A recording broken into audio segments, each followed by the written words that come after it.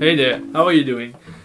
Today I will not show you how to play a song again, I will do something different. First of all, thank you so much for my last video, which was this more face-to-face thing. I got really lots of support on it, and a lot of you were asking me to do something like this video, so to talk a bit about music theory and learning the guitar. So that's what I will be doing in this video. I will really talk about what I think is a good way to learn to play indie guitar, some tips and tricks really on what I think you should know to become a better indie guitar player or a guitar player in general. Some things might be obvious for you because some of you might have just started playing, some of you play already for a long time. Well, first of all, talking about indie guitar, indie is a huge genre. It's not really a very clear genre. It's not. But when I'm talking about indie in this video, or indie guitar in general, I'm mainly talking about artists that I have done guitar lessons on. So artists like Mac DeMarco, Bane's World, Gus Dapperton, Homeshake, also King Cruel, and all those artists. So a kind of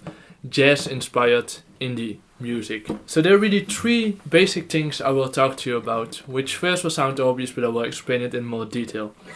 I think the first thing to be able to create and to be able to play indie music is know your scales. And you need to know these scales to know the chords. They're really the basics of understanding what chords are like. And the reason that these scales are so important is that it helps you so much with creating music. It also helps you a lot with expecting what's going to happen in a song, so it helps you with figuring out certain songs. It really helps me with figuring out how to play certain songs, because they're just, once you know how a scale works, you can see, you can expect some things that are very useful and clear. And you don't need to know every single scale out of the top of your head, but it's most important that you learn to understand what a scale is, what notes they contain, of what's the numbering system, so that when you have a C scale, you know which notes are in the C.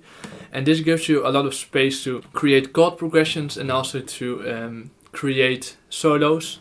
But most of the solos in indie music, at least the songs that I've been doing on my channel, are created around chords, but I will get into that later. And the thing is, there's some sort of, how do you say it in English, some sort of like a stigma. I'm not sure if that's a normal word in English, but there's this idea that music theory, like learning scales and all that, might be boring or too theoretical. But the thing, it's so wonderful, because what people tend to forget, when you know some scales, when you've learned some music theory, it gives you so much space to use it directly. So once you know a scale, you can directly use it in a practical manner, which makes it directly more fun to learn it. So don't worry about that too much, that it might be boring.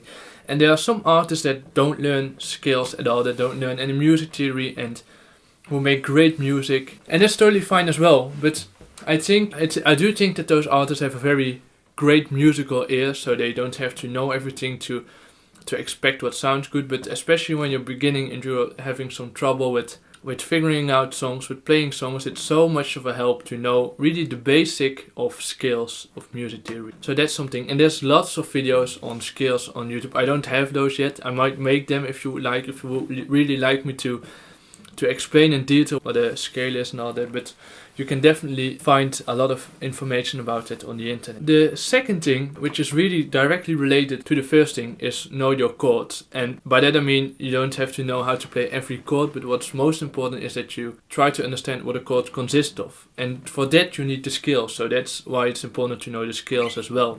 Because it gives you so much freedom in guitar playing once you know what a chord consists of. So we'll pick for an example, I will give an example. The C major, like this. And the C scale, the C chord, consists of a C, G and E. And those are the first, the third and the fifth note of the C major scale. And this is very useful to know, because once I'm playing a C major 7, like this, I know that the 7 stands for the 7th note in the C major scale. So I know that it's a 7 added to it. And it's useful to know that, because once I know all the notes in a chord, I can use those notes all the way across my guitar. I can play a C here, I can play an E here, I can play a C again here, and a E here, and a B here, and knowing what these notes are, where they are on the guitar, and what the C chord exists of, gives you a lot of freedom to create solos and also second guitar melodies, because a lot of second guitar melodies in indie music, especially with someone like Mac DeMarco, they are really based around the chord and not around the scale. So, for example, while I have this chord progression,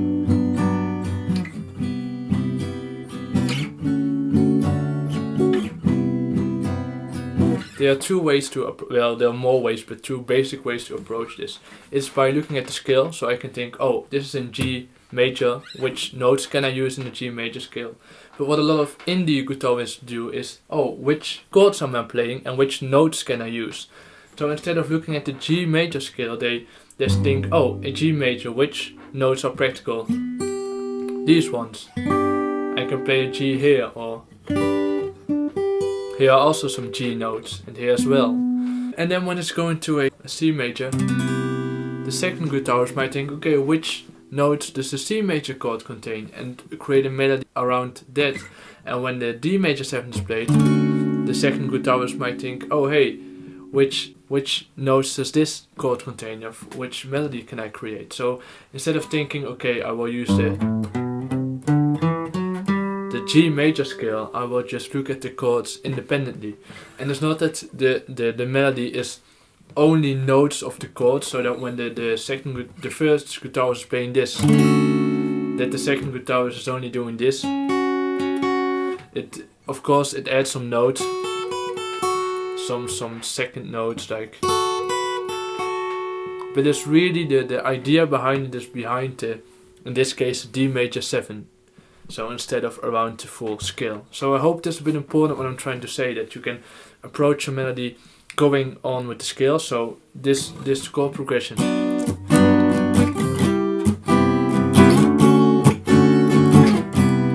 I can create a melody with the idea of, okay,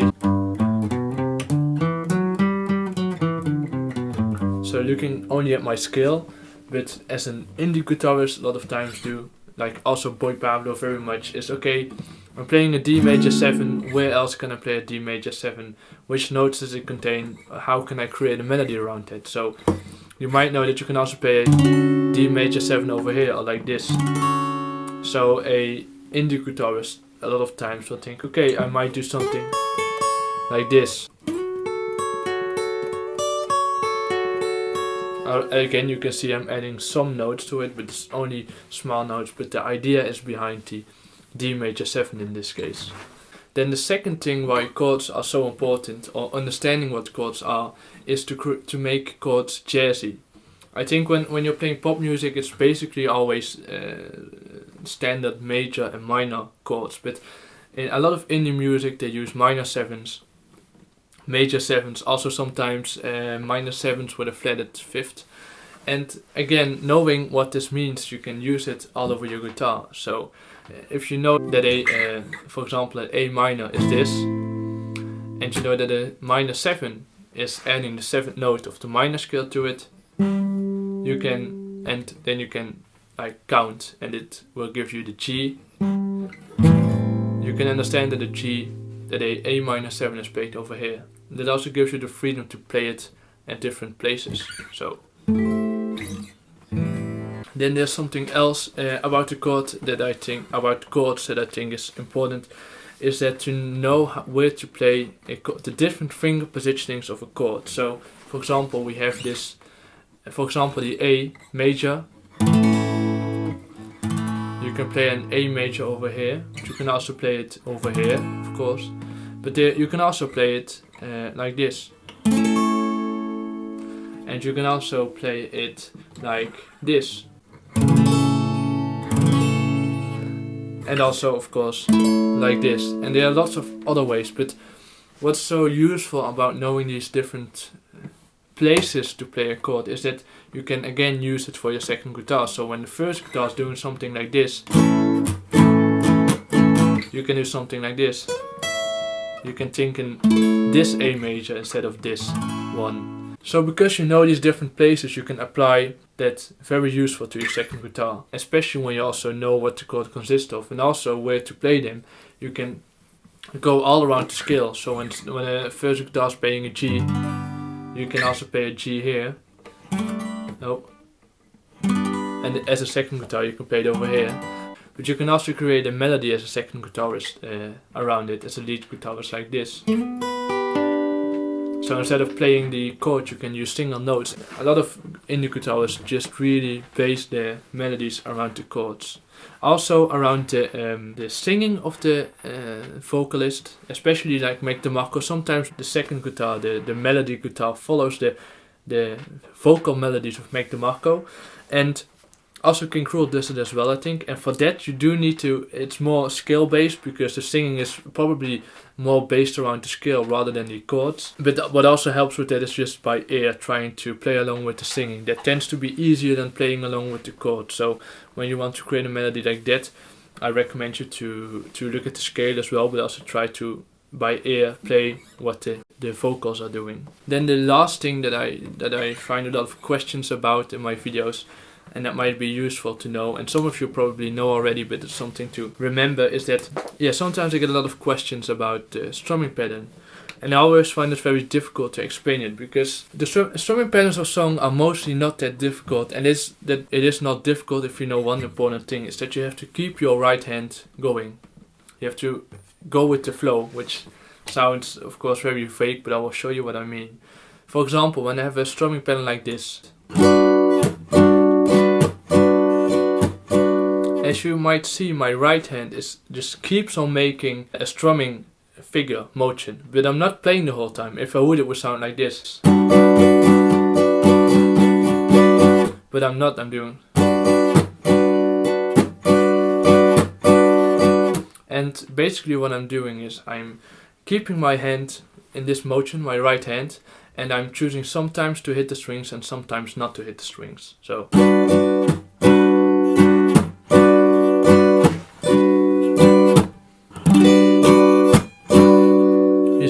these fake strummings, they are very important, because when you're not doing that, it would sound like this. And as you might hear, it's a different sound, and it also gives you not much space to variate, to change the strumming pattern. Because also when you see someone like King Cruel, he's going like this.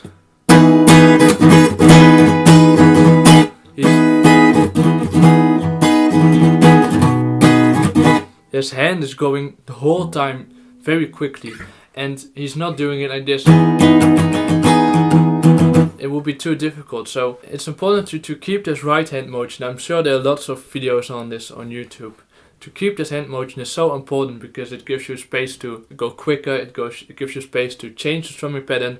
Once you already have this motion of a song, it's much easier to find the strumming pattern, rather than really forcing yourself to do exactly the same. It's so important to have this motion, this up and down, going on the whole time. Yeah, those were really 3 things I wanted to talk about. As you can, it's a very wide topic, and it's almost too much to explain everything in one video. This video was really some sort of guideline to learning to play the guitar. I can also really make more specific videos on how every chord exactly works and how a scale works. Yeah, stuff like that. Because now I mostly try to advise you in what to learn, but I can also teach you these specific things if you'd like. So definitely let me know that in the comments if you enjoy this kind of stuff. I hope I could teach some of you some new things, and I will just go back to making guitar lessons as well every week. This is just something extra I would like to give you. Also, check out my social media stuff if you would like. I will leave all the links in the description. Thank you so much for the support, and I hope to see you the next time.